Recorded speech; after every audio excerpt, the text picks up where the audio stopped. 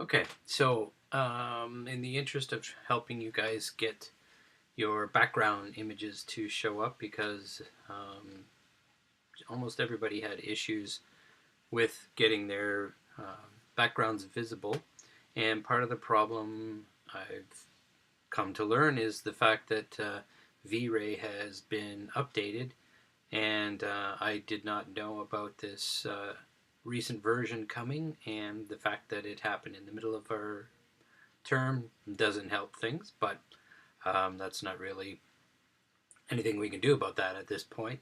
So let's just see if we can help you get things working.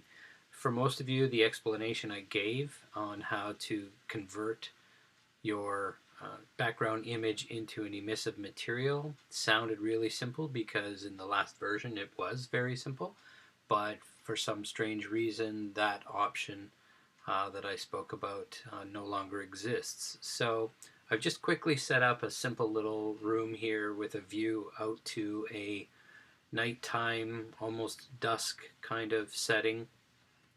And I'm just going to show you how I would go about creating the same effect with the newer version. I just downloaded it about an hour and a half ago, and to be quite frank, there's a lot more different in it than I anticipated.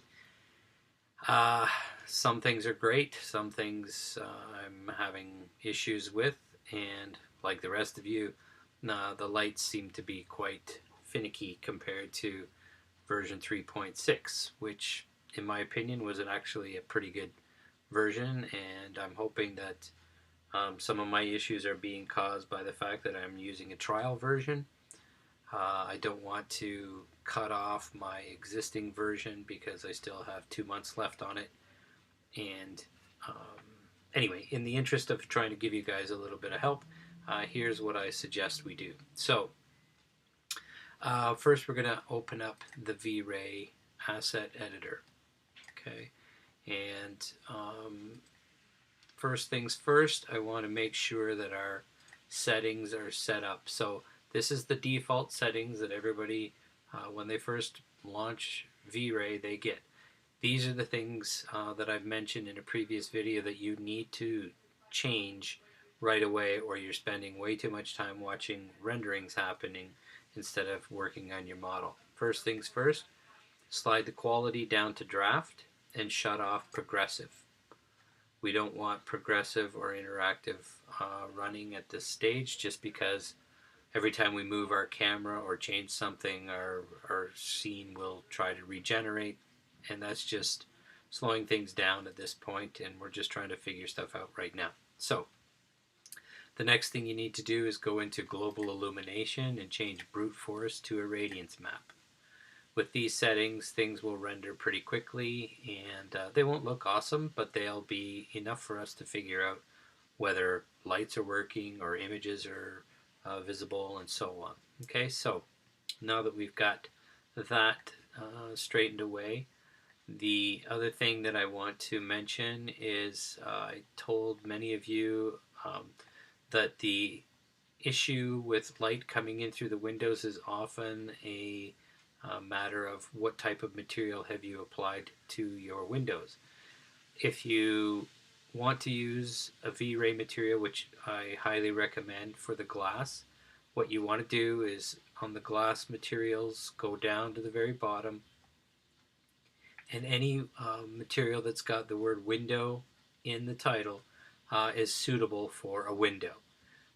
They make this material specifically to work for windows, and if you use just any of these other tinted colors, I think you'll get different results than what you are expecting, especially for windows. We just expect them to be mostly transparent, and if it's nighttime, we want to see reflections on the glass. Okay, so the way we can use this material is we just simply drag it into the scene, and there we go, it is actually in the scene, and we want to make sure that it has been applied to our actual glass material. So I'm going to open up that group and select those faces, select this and say apply to selection. Then I will close my groups. I've just quickly added a white material to the interior of this space, and I guess I could quickly put something on the floor, maybe some kind of wood laminate, nothing too exciting. Again, add it to your scene, apply it to your selection. Now, I noticed some of you were having issues with the size of the map. If there is a dimension in the actual title of the material, you need to make sure that you've gone into the SketchUp material editor and set the value to the same as that.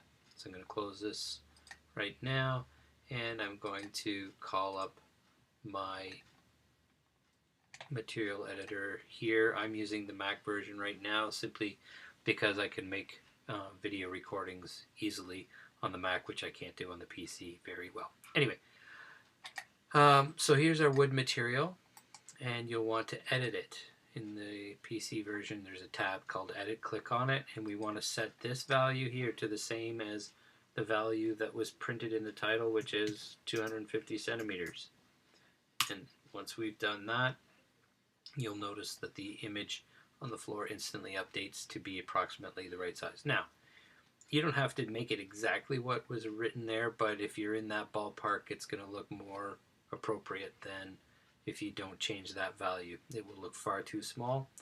Some people prefer a slightly bigger plank, so I'm just going to bump that up to 10 feet just so that my pieces of wood look a little bit bigger. Anyway, that's just a cosmetic thing. I'm going to close my group so that my image comes back, close my material editor. Okay, now, currently it is set to 1:30 in the afternoon, and if I were to just render it now, I will get sunlight coming in, and outside is nighttime, so that's not very appropriate. So what I want to do is I want to make it nighttime. And since I can kind of see a little bit of the sky, if I wanted to get, cute or technical, all I need to do is set my time to the time of day that I feel that this might be, and who knows, maybe it's around 10 p.m., 10:30 p.m., I don't know. But if I were to render it now, obviously the sun would likely disappear, and we're also not getting any light coming in, which makes sense since it's nighttime. Okay, and just to be sure, if it's not my glass that's blocking things, if I were to hide that and just have a big hole in my wall, if I were to render it now, hopefully it's still going to be black, and it is. Okay, now how do I make this image show up? Okay, so in the V-Ray material editor, I need to create an emissive material. Okay, so if I click on create and drag emissive into my scene, I don't know if I really need to do this, but I'm going to do it anyway. I'm going to change the color of the light to white. Now what I need to do is I need to apply my outdoor background image to this material. And I simply click on the little checkerboard here to the right of the color and choose bitmap. Now it's going to ask me to find that picture, and here it is. I've put it on my desktop, and now it's going to apply that picture to that material. So I now have a more or less a glowing image that I can now see if I render. So if I were to render the scene now,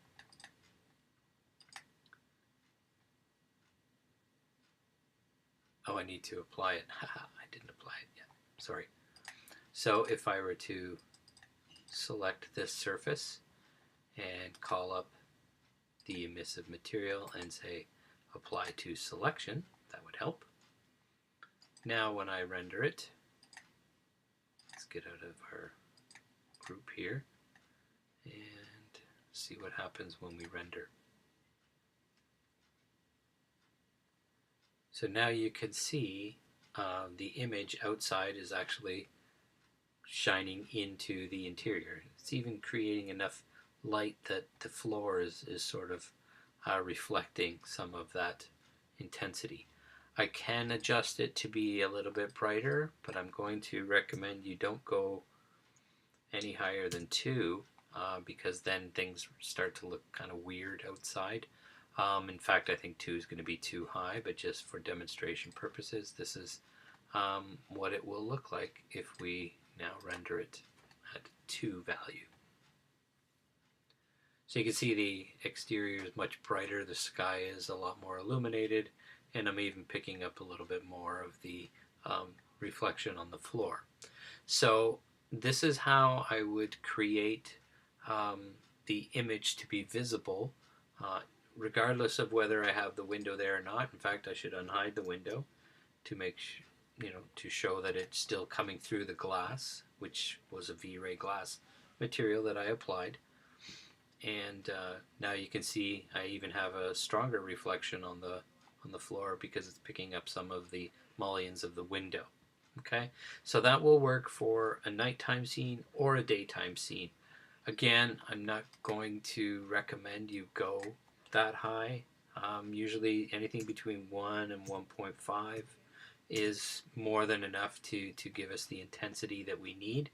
The other thing I highly recommend is when you have a background image, we want to make sure that our shadows and things have been turned off for that object. So I want to go to my entity info dialog, and you'll see these little boxes here.